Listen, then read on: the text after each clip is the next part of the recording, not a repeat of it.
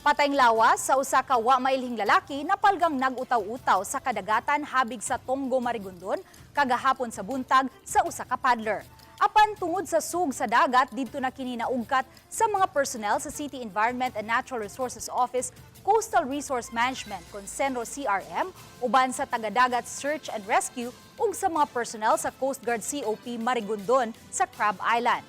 Human sa pipila ka oras, usa ka residente sa poblasyon Carmen, Cebu ang nipatimaw sa Police Station 4 ug niila sa Patay'ng Lawas nga iya sa 33 anyos nga anak niyang lalaki nga adunay special needs. Matud sa inahan, dito sila sa usa ka mall sa Konsolasyon niadtong adlawng Domingo ug human sila naniudto, nag-CR kadali ang inahan apan sa iyang pagbalik nahanaw na ang iyang anak ug nadiin-diin na siya sa pagpangita niini.